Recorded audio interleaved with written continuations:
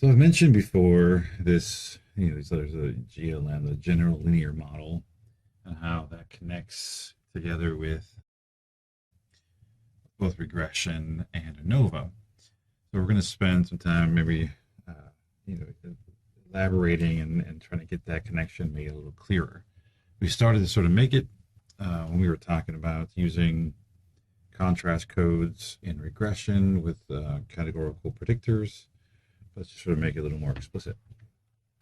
We're going to try and bridge together regression and ANOVA. So in regression, this includes, simple linear, multiple regression. We predicted y with an x or with a bunch of x's. We computed slopes and intercepts, and these slopes sort of connected the x's and told us a little bit about how much each x contributed to the prediction of that y. Especially if we looked at the betas, it'll tell us which ones are more or less sort of predicting. We then, once we were able to put together the slopes and intercept, we could then compute predicted scores. We could actually predict values for y for every single y value and create that sort of line. And beyond sort of drawing a line, it's sort of hard to understand why we'd want to do that.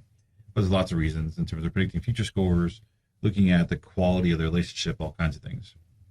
So because we can compute residuals, look at the differences between the scores and their predicted scores, right? We can also then we can compute residuals for each one of them. We can square those residuals and we can add them up and we create a residual variance, which we've talked about and we've gone through and computed. We can also look at how much the x or x's sort of reduce the variability by introducing it, and we can get a mean square or a variance due to the regression, which this represents the size that the residual was reduced from total down to the residual. So this difference, this MS regression, is the amount of variability that the x's are predicting or accounting for. We could also test those individual coefficients for significance. We could see if as a group they're predicting. We could see if they're predicting individually. We can compare and contrast the different sizes of the predictors, all kinds of stuff. So we did all that stuff, and we did it within regression. All right, so we went through all this stuff, and I pointed out along the way ways in which a lot of this stuff sort of overlaps with ANOVA, and we even compute in ANOVA, right? We get analysis of variance when we take the ratio of the MS regression, MS residual. But again, we sort of interpret that as a test of all the predictors at once. Sort of, if this has a significant F value, it tells us that there's significant prediction.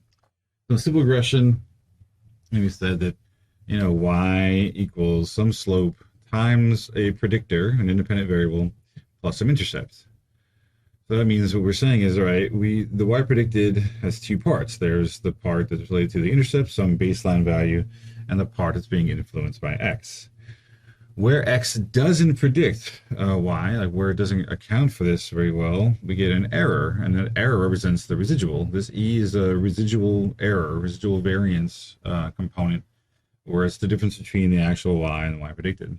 All right, so we got that y equals some intercept or level plus some prediction or influence of x plus some error. And when we add error in there, this equation changes from y predicted to y. So we're now actually getting back to the actual y, because if you account for the error, the places in which the score is off from the prediction, we can actually get back to their original y value.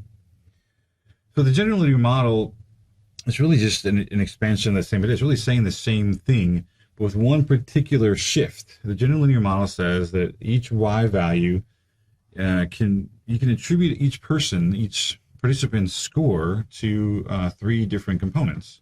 The influence of the population mean, right? So everything's anchoring on the mean, which corresponds to the intercept if everything's sort of coded sort of roughly the same. We got the influence of the intercept, the level. So everyone, if we're extracting people from the same population, then that population mean is going to be influencing everyone's level.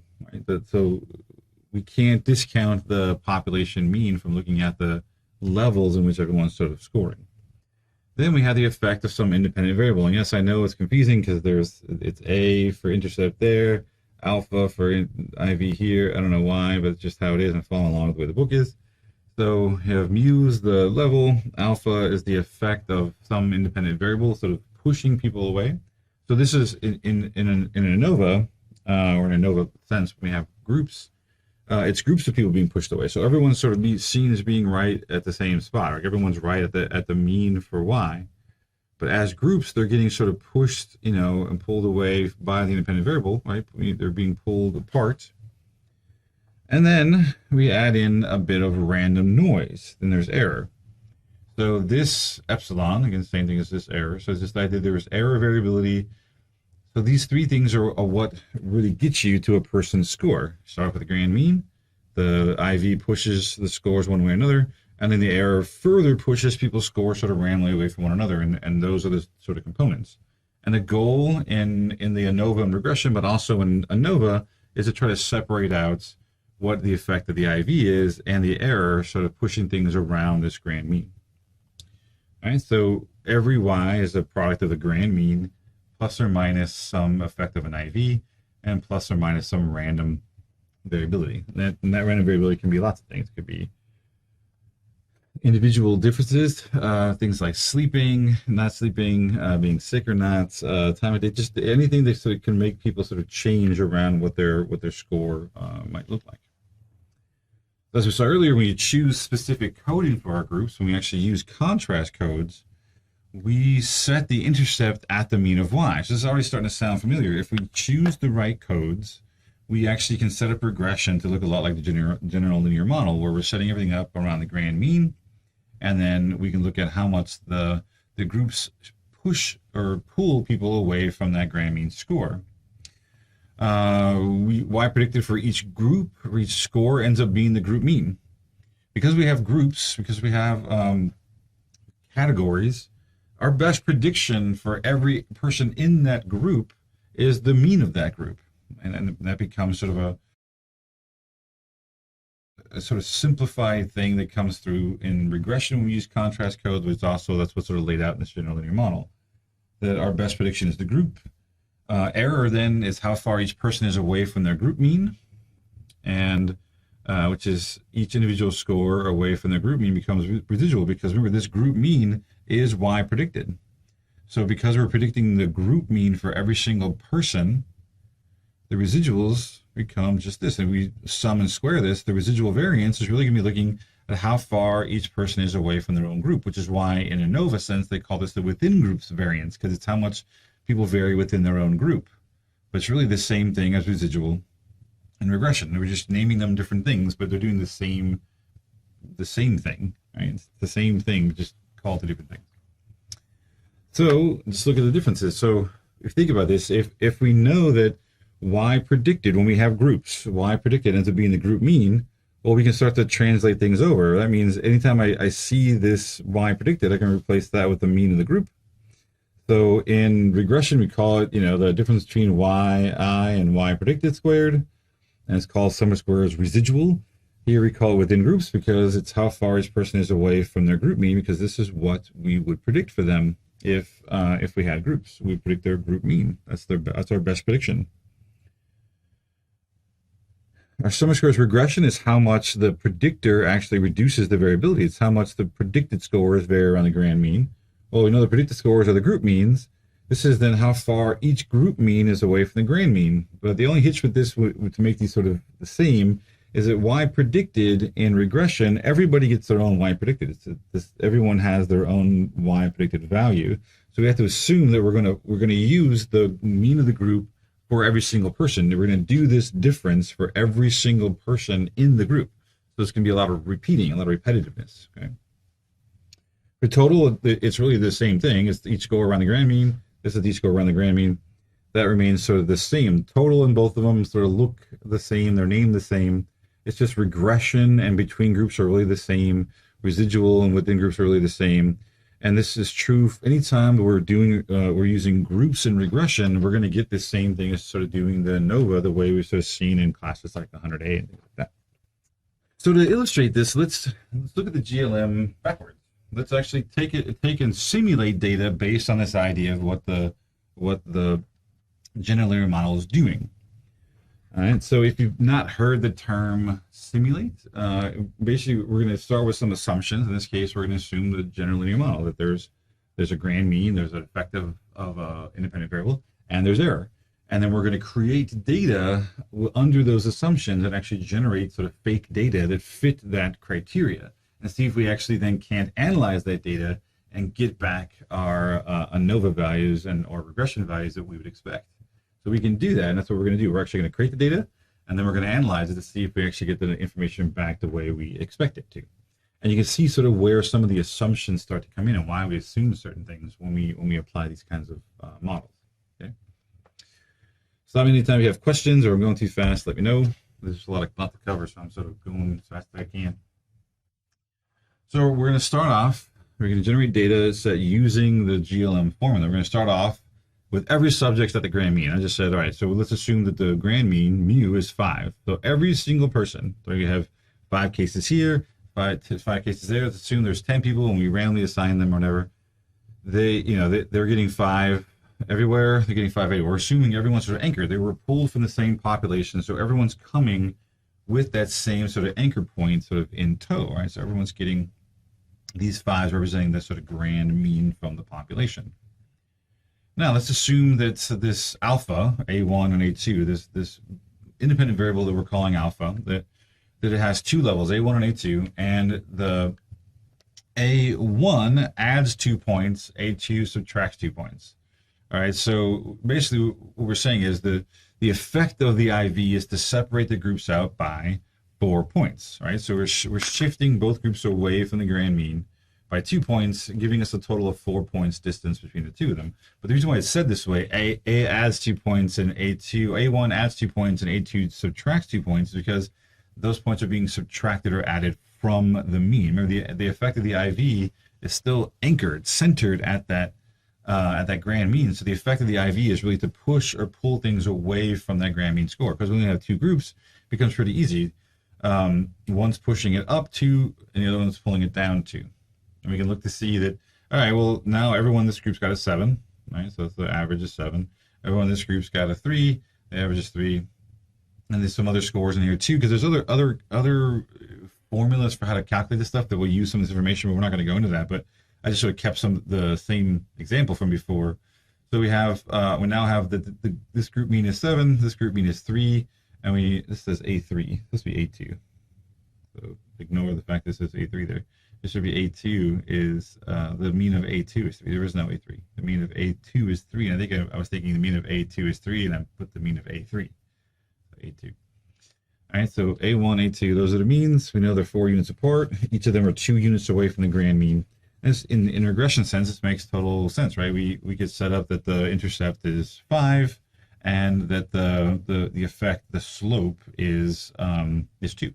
And it'll change it either positive or negative 2, depending on the code for the 2 groups. So view regression, we know that predicted values for each score are the means of each group. Right? So this actually makes some sense, right? So we're going to take the predicted value. If we actually want to look at the effect of regression, how much the variability is reduced by knowing X, we can take the mean of that group, each predicted value, right? So the predicted values for everybody in this group is the mean of the group. We already said the mean of the group was 7, and the mean for this group is 4, which is why we're predicting 4 for everybody. We can find how much the variability is reduced. We can take each score minus the grand mean, and we get that here it's all 4s, and there it's all 4s. So we get 10 4s. Our square residual, or our square difference between each predicted value and the grand mean ends up being 4. And we got 10 of those. So we get that the sum of the difference between the group means and the grand means is roughly 40. So we're going to that's going to be like basically our sum of squares regression is going to be 40, just because we know that's what's going on here, and this is how we can sort of find it. But I'll show you a different way to find it without having to do all this sort of nonsense. But this is sort of assuming this is all true, and we're sort of building this on the general linear model, that this is what we'd expect to find. Okay. Now, we don't ever see any data that looks like this. So no data has everyone in the group 7, 7, 7, 7, 7, 3, 3, 3, 3, 3, right? And no data looks like that. No data is that uniform. Even if we do stuff, even if we know that the IV affects things in this way, it pushes and pulls, 2 units away from the grand mean, it's not going to do that exactly the same uniformly for every single person. So there's going to be some variability. It may do this on average, how we usually think about it, but every score is going to vary a little bit. So what we do to sort of make this work is I'm adding in for each score, I'm adding in some error. The only rule here to make this all work is that the error has the sum to 0, right? So 2 minus 1 minus 1. So this sums to 0, -2 plus 1 plus 1 sums to 0. So in order to make everything sort of work and stay sort of nice for this, we're assuming that the errors have a mean of 0. They're not biased or have any skewness or anything. They're sort of normally distributed 0, sort of a typical independence assumption and normally distributed assumption for errors. So now we get that we have, the reason why this has to sort of be that way is that we want these still to sort of average out to 7. It still says A3 here too. This should be A2. A1, A2. We want these to still average out to be 3. So we still want the averages to be 7 and 3 just like they were before, but just adding in some variability around that in here. So we sort of added in some noise, some random variation around those means. Okay. So I now have my actual scores. These are scores that we actually see: 9, 7, 6, 7, 6, 3, 1, 3, 4, 4. Those are the actual scores that we would be presented with that people would actually score if they're going through this experiment, this study. And we would use either regression or ANOVA or something to sort of try to weed out what is the effect of the error, what is the effect. So we figure out that the mean of this is 7. So really should be, everyone here should really be at 7 because they're part of this group. Anything that's not 7 then is error. And that's sort of how we pull those things apart. So if we calculate we can now calculate the variance for each group, how much variability there is within each of the groups. Because the scores 9, 7, 6, 7, 6, all around their group mean. I can take those deviations, square them, add them up, and divide by 5 minus 1, because there are 5 scores in that group. I can get that the variance in group 1 is 1.5. I can do the same thing for the second group and get the variance as 1.5. So when we're looking at the within groups variance, that typically is the average. So when we're looking at an individual, like one group, we can look at their within group variance. It's just the variance of that group. Whenever we're looking at the variance within a group, we can look at it for just one group. For ANOVA and for regression, we're looking at the residual variance, or the within groups variance. It's really the average. We're really trying to get it across all groups at one time. So we can't just look at one group, we need to look at both of them. And because both groups are the same size, we can actually just average out the two variances. So we get a variance of 1.5 and 1.5, the average 1.5. So we can stick to that and say, okay, well, we know that the average variance, that mean square for error or mean square within groups is going to be 1.5, because just the average of 1.5 plus 1.5 divided by 2. Okay, so we can sort of get an estimate of what we expect the mean square for error or residual to be. We can also calculate the total because we know the grand mean. We know all the scores now, so we can take the first group scores, subtract the grand mean, the second group scores, subtract the grand mean, and we can get a total variance of 5.778. So, like I said down here, the average variability within the two groups is actually much smaller than the total variability. So there must be something else going on. There's variability being added somewhere. It's because the two groups, even though the two groups have small amount of variability, the fact that they're actually being separated apart is adding variability to the total that can't be accounted for by just the within groups variability. So if we do this analysis, regression, we'd probably do something like this where we use like 1s and -1s to code. If we want this to be sort of similar to an ANOVA, we can, by doing this, I ran this in like Excel or something, found out that the slope is 2, the grand mean, the intercept is 5. That makes sense. Going back to here, we said, all right, we'll start off with a grand mean of 5. So it actually ends up being recaptured, right? The intercept is 5. And we know that the that the predicted values are going to be just 2 above or below that 5. So we know that because it's a positive, this group has a mean that is 2 above 5, which is 7, and this group has a mean of 2 below 5, which is 3. So we already sort of knew that, but the regression equation actually gets us right back to that again. If we were to also look at the residuals, we can actually then predict everybody. 2 times 1 is 2, plus 5 is 7. Do that for everybody. So this is why when I say that when we use groups, when the predicted value for each group is just going to be the mean for that group, because all we know, everybody in this group is all getting a 1. So we don't know anything about differences for people within this group, because everyone's getting the same the same predictor value, not predicted value, but the same value for the predictor, 1, 1, 1, 1, 1. So when we plug that in, everybody in the first group is getting the same prediction. They're all getting 7s, right? Everybody in the second groups, they all have -1s, so they're all getting the same predicted value of 3. So our best prediction for anybody in group 1 is a 7, because that's the mean of that group. Our best prediction for anybody in group 2 is 3, because that's the mean for that group. What this is saying is we don't know anything else about them except that they're in these 2 groups. So our best guess for them is sort of going to be the average score for that group, because that's all we know about them as a predictor, as an X, right? If I do this, I can then figure out residuals.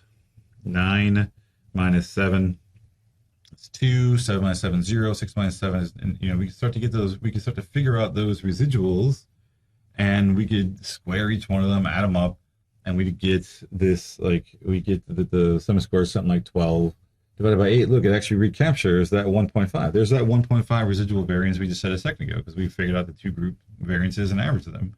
Well, we get the same thing there. Okay.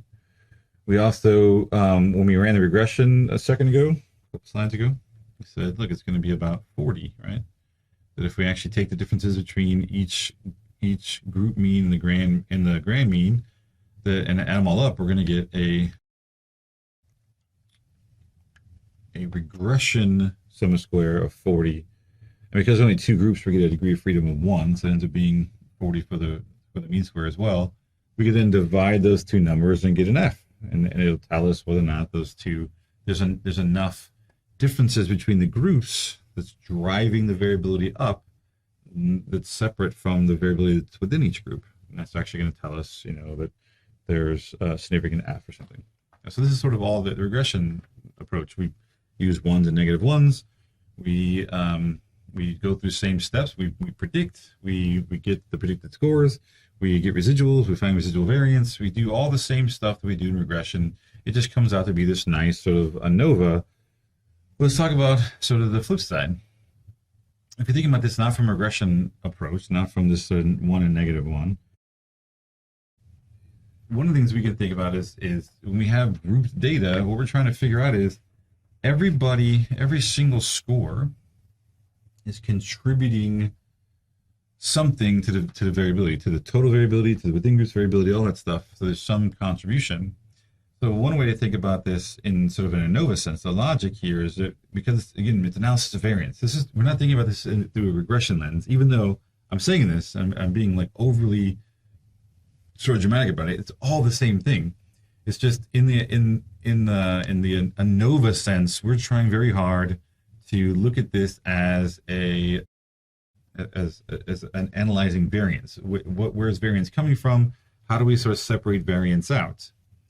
All right. Well, we look at here. We have 3 groups of, I don't know, n participants. I don't know how many there are. I'd say there's 10 in each or something. We can get a mean for each of those groups. And in this first group 1, there's a respondent whose name is John. And this is where John lands on this sort of line. This is John's score. So looking at John, we can think about John contributing to the variance in this particular example in at least 3 different ways. One, you got the distance from John's score to his own group, right? That distance there is one source of variability. How far John is away from his group tells me sort of how much, a little bit about the variability related to the within group variance. I also have how far is John away from the population, the grand mean that we sort of established. So that distance there is also a source of variability. So we got, all right, so in one way you get this distance from from his score to his group. Right, that's one source. Right, and this is sort of the within group source. Make sense? We also have a different source, which is from John's score here all the way to the grand mean. This is sort of a total sort of contribution. Right?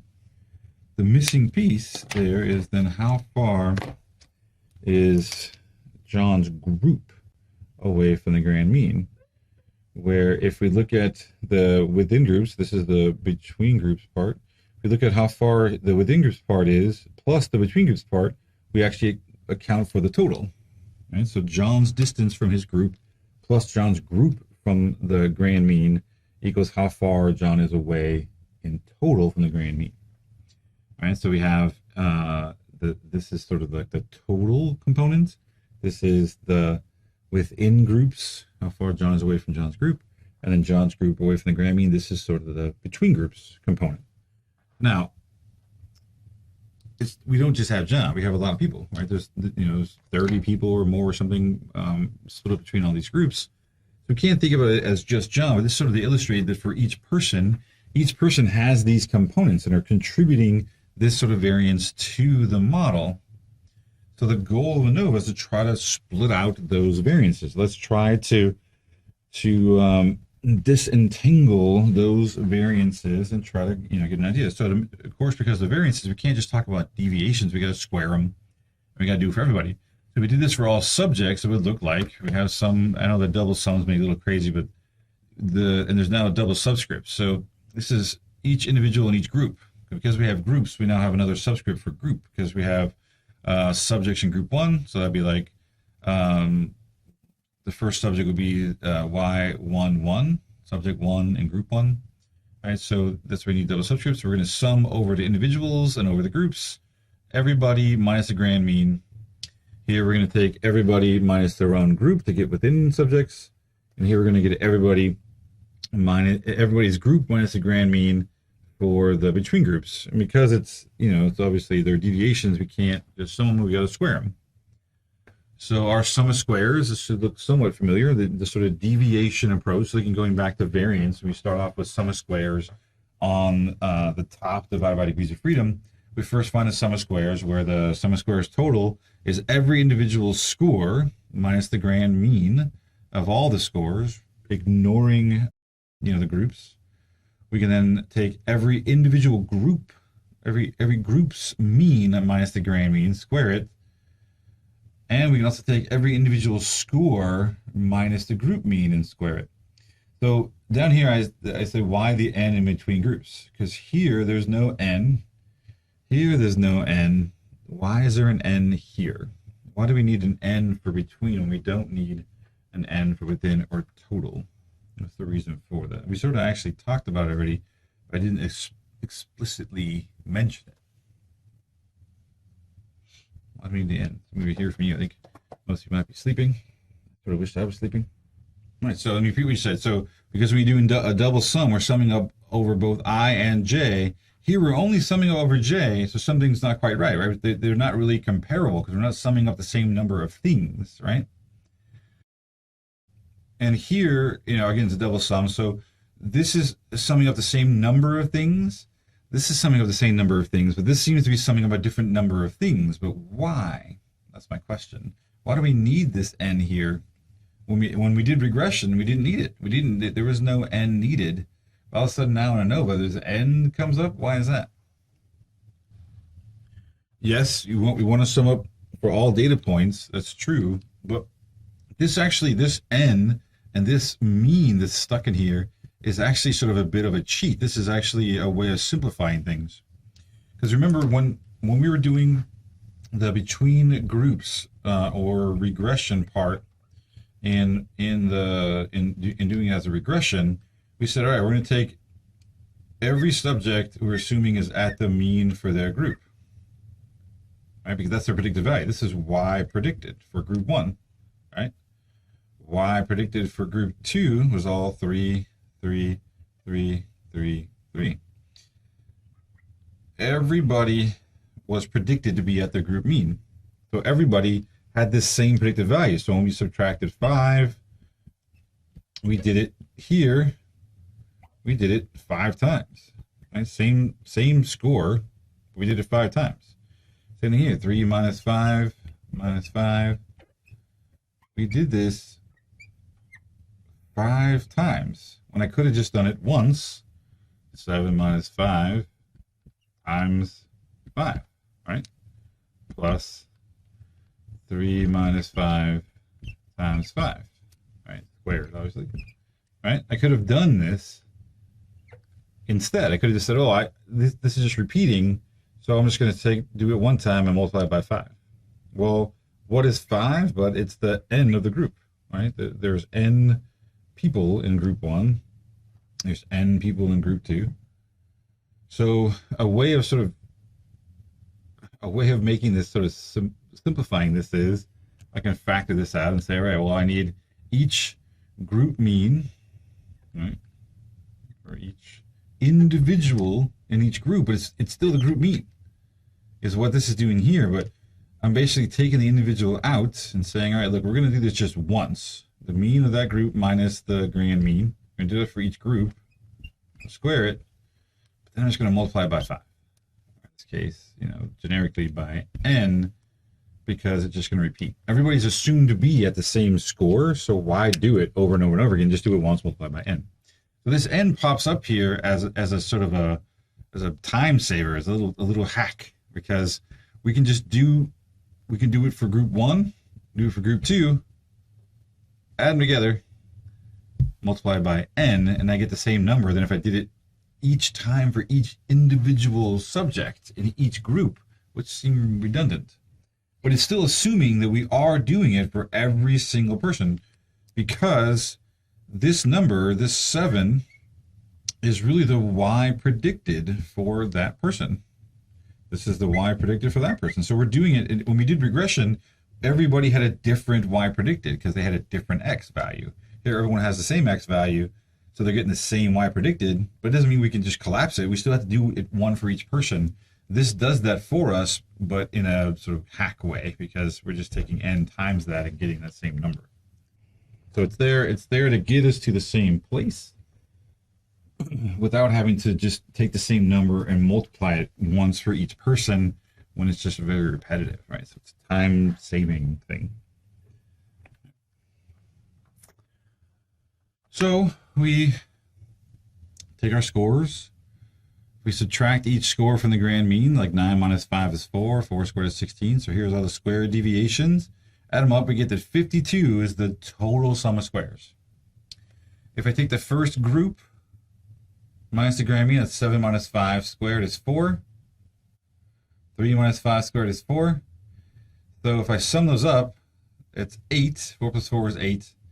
5, which is our n, times 8 is 40. So notice back here, I just did it 1, 2, 3, 4, 5, 6, 7, 8, 9, 10 times, and I got 40. I really just could have done it twice, added them up, multiplied by 5, and I got 40. That's what this is doing. 5 times the sum of those deviations is 40. This is our between groups. And then each individual score minus the group mean. So 9 minus 7 is 2. 2 squared is 4. Okay. 7 minus 7 is 0. 0 squared is 0.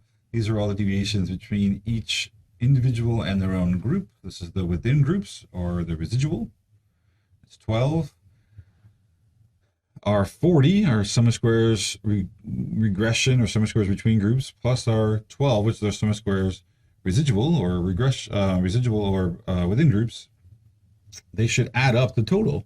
The reason why they add up the total is because, like I said here, each person's deviation from the grand mean is made up of how far they are away from the group and how far the group is away from the grand mean. So they all should add up. This is, people talk about ANOVAs being additive. That's what we're talking about, that each component that we're trying to solve for sort of adds up to the total. It all sort of stays within that total amount. Does that make sense? Is that a way of explaining this that maybe you've never seen before? Does it help you sort of understand the sort of process of ANOVA, even though it's the same thing as regression? It's just sort of looking at it slightly different in a slightly different way. That helps sort of understand the approach to ANOVA, maybe.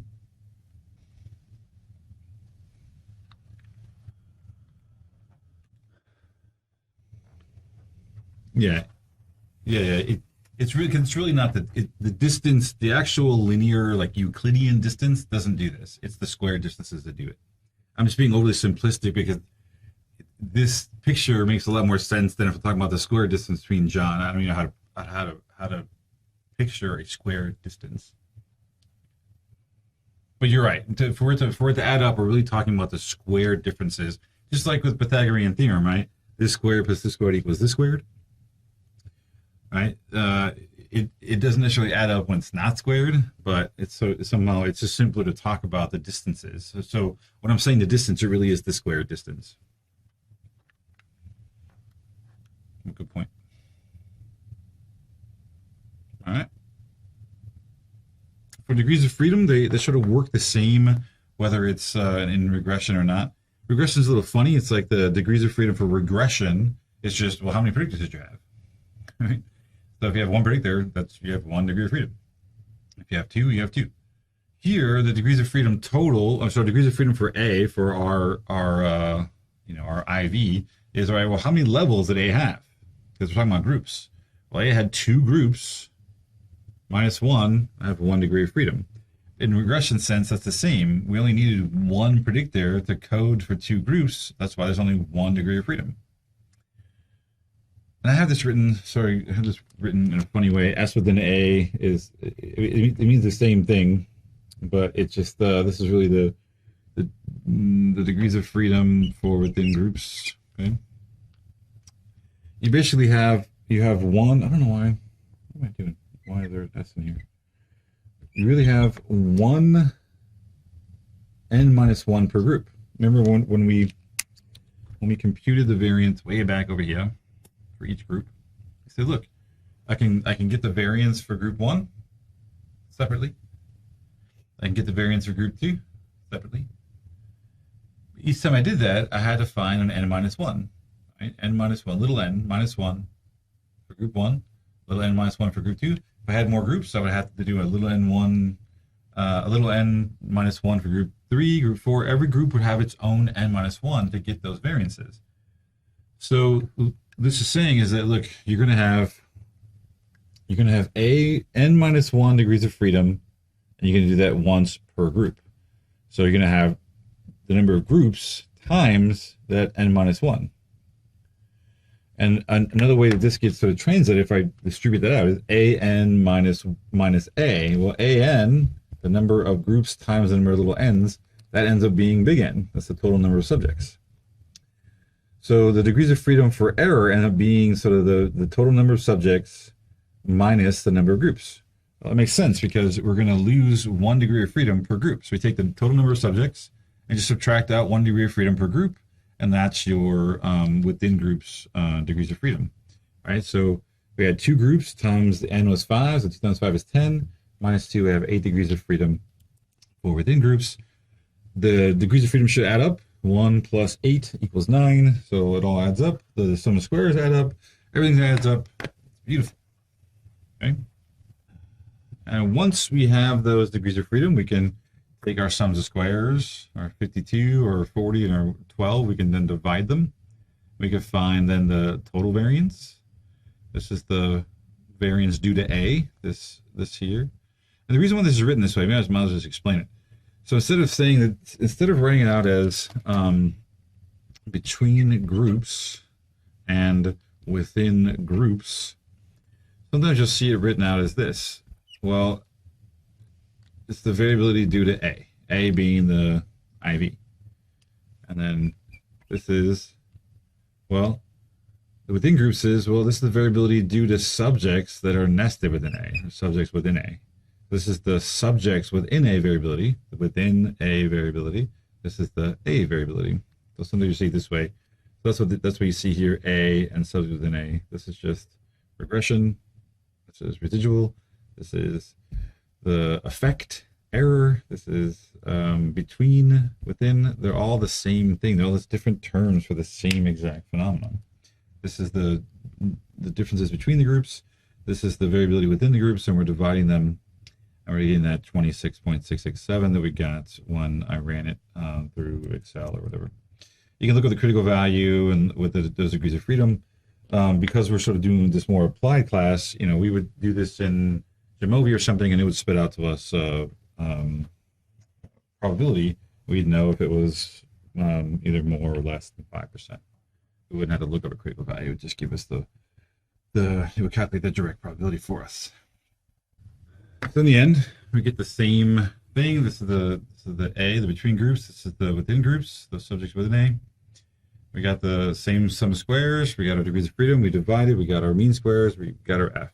So we created the same ANOVA summary table by doing it, looking at these deviations and variances than we did actually doing the predictions, getting the predicted values and looking at the residuals. We get it sort of the same way. It all means the same thing because whenever you have groups, Y predicted becomes the same as the mean of each group.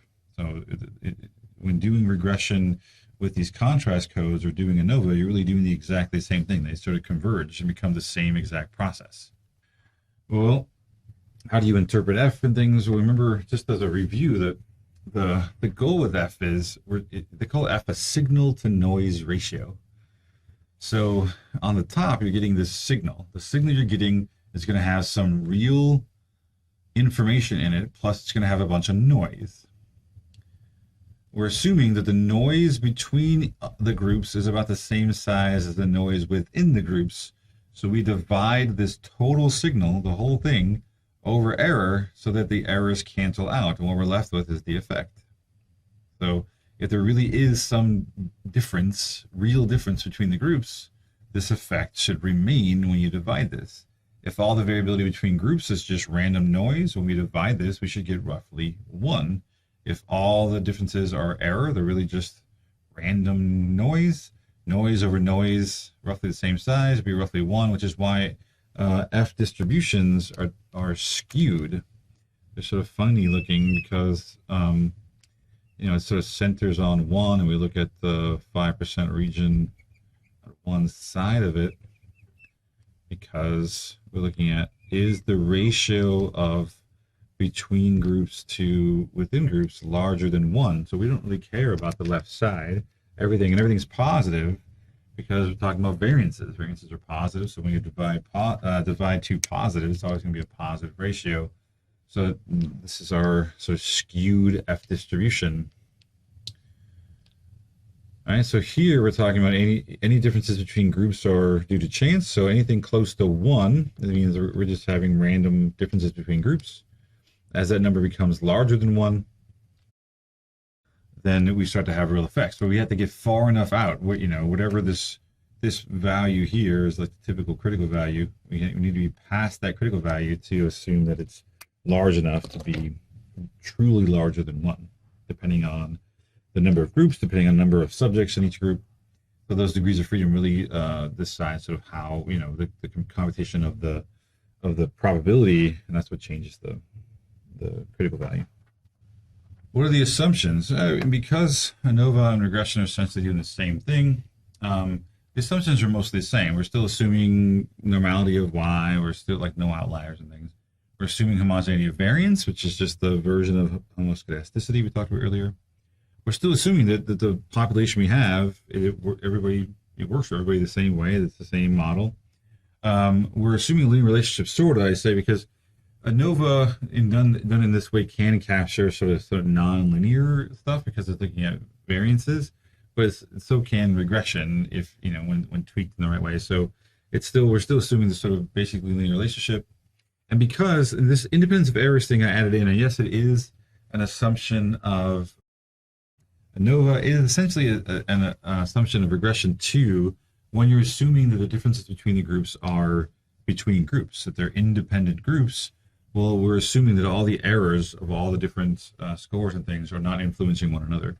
that how far one person's residual is not impacting or related to another person's residual and things like that. So that the errors are independent because they're between groups. We're assuming that. We can talk about things like effect size, right? Effect size in regressions, typically we look at like R squared and big R squared. And with ANOVA, we oftentimes talk about eta squared, which for the most part, with like one predictor, eta squared and R squared will be exactly the same thing. As you start to have more predictors, more X's, then you can get some deviations, some differences between eta squared and R squared, but they're mostly sort of looking at the same thing. It's looking at the sort of overlap between Y and X, or Y and the X's as we sort of go forward. It is the ratio of basically taking the sum of squares between groups and dividing it by the sum of squares total. Basically asking, of all those deviations, the total deviations, total square deviations, what proportion of it is due to differences between the groups? And we can get it, what percentage of the total is between groups? That's actually what this question's asking, right? What percentage of the total deviations is due to differences between the groups?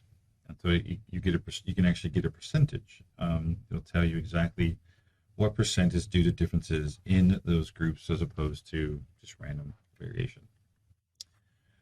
What about more groups? When you only have two groups, there's not a whole lot of question. You find a significant ANOVA, and you know that those two groups are different.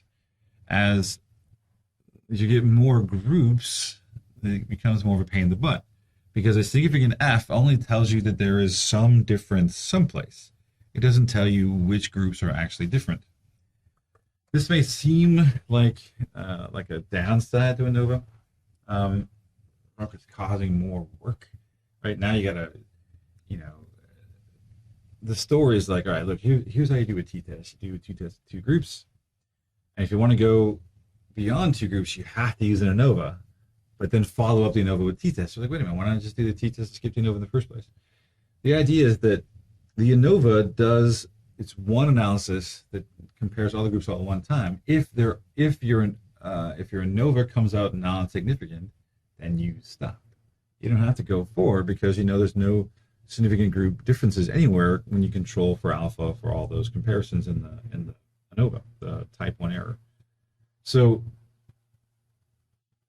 when you have more than two groups and you get a significant F, well, yeah, you do have to sort of do more work. There's more follow-ups. You got to do either planned comparisons of some sort. You got to do some kind of post-hoc test, something. And that could mean a lot more work. The significant F requires follow-up tests. So if you have more than two groups, your F is significant, it means there's a difference someplace, but you don't know where. So you got to follow it up with doing Tukey tests or Chaffee tests or Bonferroni tests. These are all these post-hoc adjustments. You can do it a priori and plan them out and build them into the analysis, but that's what regression does anyway.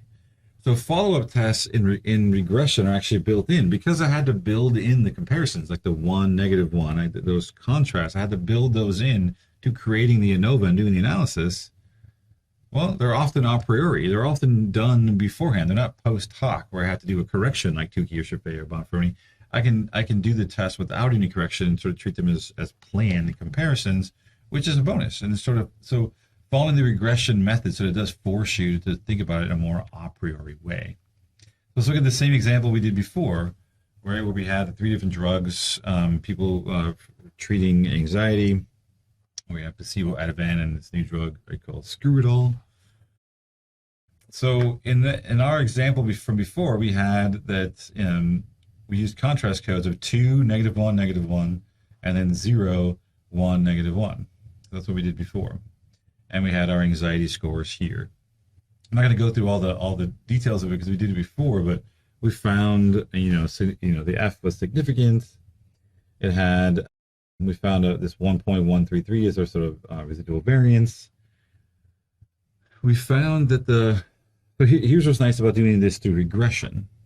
In order to do this regression, we had to plan out comparisons. I had to say, all right, what comparisons do I want? I know I have 3 groups, but I want to compare the control group to the drug groups combined. That's one comparison. So I was able to do that, and I built that in. Control versus everyone else. And then I said, all right, for a second comparison, I'm going to leave out control, and I'm going to compare the 2 drug groups directly to each other. even though I know the F is significant, which by itself tells me that there's some difference somewhere, but I don't know where. Well, the actual slopes, X1 says it's significant. That means I know, and it's positive. So the control group has higher anxiety, significantly higher anxiety than both Ativan and Screwdoll. So that significant test there tells me that. For X2, because Ativan is the positive one, right? It tells me that Ativan, these participants had significantly higher anxiety compared to the Screwdoll group. So I've now found out overall, yes, there is a difference between the groups. And I found out that these two, that I know that the control group's different than the other two groups, and I know that the two drug groups are different from each other. So I was able to actually build in those comparisons along with the ANOVA. Or if I did this through as an ANOVA approach, like we do here, I'd have to go through and actually compute, do a Tukey or some other follow-up test. But how would this differ? So with ANOVA, I don't have to, if I'm doing this straight as ANOVA, I don't have to think about these contrasts. I don't have to build these in. I just go straight for this sort of F, and I'm able to look at it because all I'm really caring about is the variance, the variability. I can go straight for that number, which is why it sort of bypasses these built-in comparisons, and then we're left at the end having to do something like a post-hoc test showing to figure out where the groups differ. So again, remembering these three equations, we can actually go through and start to solve for some of these things. So I don't have time to do all of it, but let's see if we can solve for some of these. The between groups is usually pretty easy, so let's do that one first. Sum of squares between groups. All right, so I have my three means, 8, 7.2, and 4.8. So I'm going to take 8 minus the grand mean of 6.667. Right, that's one deviation. I'm going to square it. All right. And I'm going to add to that the next deviation, which is 7.2 minus 6.667. Right. And then I'm going to add to that the last one, which I'll just do down here slightly. 4.8 minus 6.667 squared. What's missing, if you look at this equation, is the n. So there are 5 in each one, so I can do 5 times this if I want, 5 times that, 5 times that, or because they're all 5, I could factor those out and just add everything up and then multiply by 5 one time. It's nice thinking of it this way because if each group has a different number of subjects, you can just substitute different numbers in for the different values, but it's the same, same basic idea. For the sum of squares within groups and for total, it becomes kind of ugly. Because for total, I got to do like every single score. I got to do 8 minus 6.667 squared plus.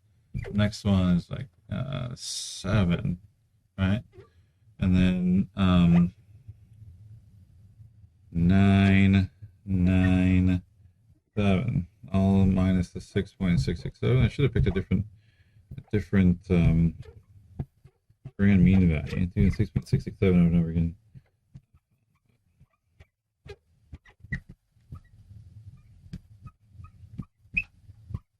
All right, so that's just the first group.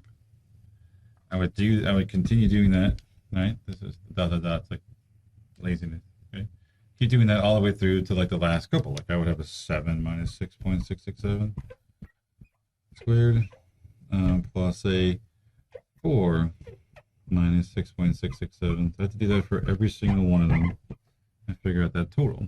Right, so I did the first column, so and just continue going on down, and the last two, 7 and 4. You just do that for everybody.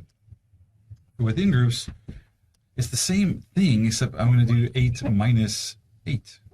I'm going to subtract out the group mean for each one of them. Plus 7, 9, 9, and 7, 8.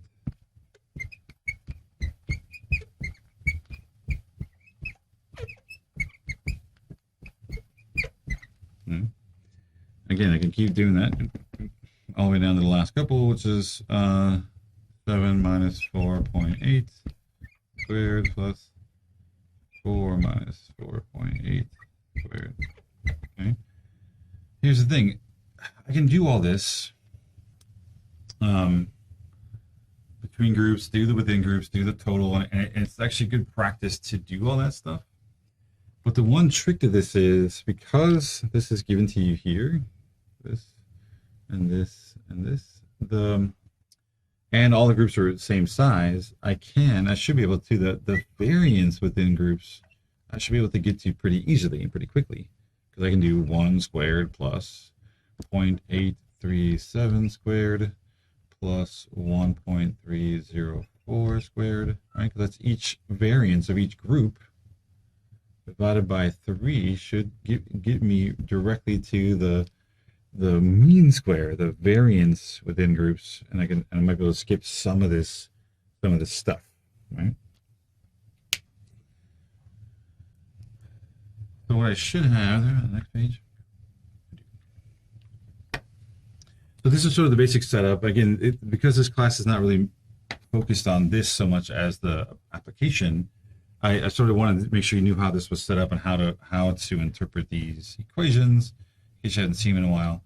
But that's sort of how they work. But let's look at what we actually got, what we actually saw in the output, because that's, you know, basically we ran this before as a regression, and I went over that using both dummy codes and contrast codes in the multiple regression segment. Let's look at, so if we just run this as an ANOVA, though, what happens?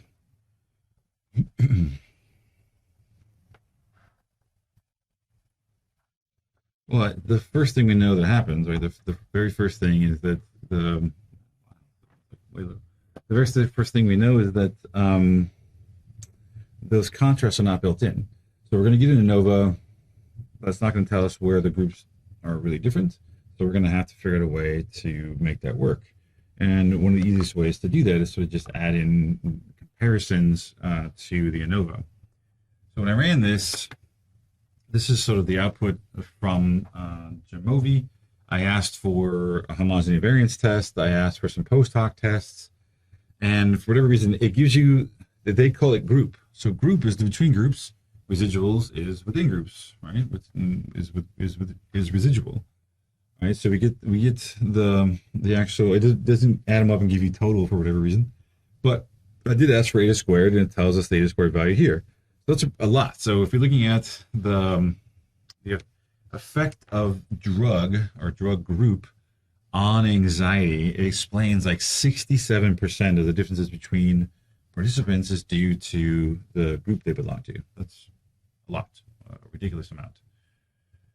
This homogeneity variance test is called Levine's test, and what you want here is a non-significant test, right? Because it's comparing the variances. You want the variances not to be different, therefore there should not be a significant difference between them. So in this case, that's pretty good, right? So this is non-significant. This tells us the variances are roughly homogeneous. They're roughly the same. Here's the things get a little bit nuts. So I asked for Tukey, Chaffee, and Bonferroni just because I'm clicking on stuff, so I asked for all of them. What this does, it says, look, let's take control versus Ativan. The difference between control and Ativan is 0.8 mean difference. We can go through and say, all right, well, here's based on a Tukey, the Tukey assumptions, or Chaffee, or Bonferroni, right? Here's the probability of each one of those, okay? So the difference between control and Ativan, there is not significant regardless of the kind of test you chose. You're probably thinking, what's the difference? They have different assumptions. Tukey assumes you're only going to do pairwise comparisons. For a study like this with 3 groups, we're only going to do 3 comparisons. 1 versus 2, 2 versus 3, 1 versus 3. That's it. So it's only controlling for that number of tests. Chaffee allows you to do whatever you want. You want to do 1 and 2 versus 3? 1 and 3 versus 2, 1 versus 2, 3 versus 1. You want to do any combination you can, so it's controlling for every conceivable combination. That's what Chaffee does. Bonferroni is sort of variable because what it does is it says it really depends on the number of tests that you actually do, not that you can do. So Tukey controls for the number of tests that you can do, even if you do them or don't. Scheffé controls for the number of tests that you can do, whether you do them or not. Bonferroni will adjust for the number of tests that you do. So in this case, it's controlling for 3 different tests. Basically, takes the probability and sort of cuts it up into thirds. Roughly, it's not quite that, but it's sort of like that. But no matter which test you're looking at, doesn't matter. Control versus out-of-band is not significant. Control versus screw-it-all, however, is for all 3 post-hoc tests. These are all doing these post-hoc corrections, and they're all saying that that difference is significant. Out-of-band versus screw-it-all, same thing. It's actually showing that there's a significant difference for all 3 tests. They're all doing these corrections, and they're all still getting significant differences. So this is how we typically see or how we handle sort of group, where are groups different? Well, we find out there's a significant ANOVA. The ANOVA is significant. Then we move on to looking at sort of post-hoc tests to see whether this might be.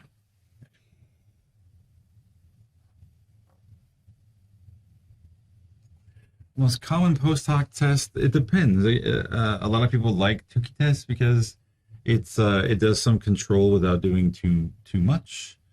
On the flip side, because it's a little bit more liberal. On the flip side, Scheffé, a lot of people like Scheffé because it is so conservative that if you get a significant difference, no one's going to argue with you. There's no one's going to doubt that there's a difference there because it's so conservative. It's such a hard test to find significance with that when you do find it, people are like, oh, well, there must be something there because Scheffé said it was good. All right, so it's a very tough test. So it all depends. But the real trick is you're supposed to pick the test that you're going to do before you actually collect data or something. I mean, you're not supposed to then pick it based on which one ends up being the most significant, which is I think the fear people have. But there are definitely other ones, Dunitz, and there's all kinds of plan comparisons. There's difference and Helmholtz and repeated and all kinds of different plan ones too that are all part of these statistical packages. These are just a few of the post-hoc ones I picked. The one you probably see the most is probably Scheffé, or I guess maybe Bonferroni is another one that I see often as well.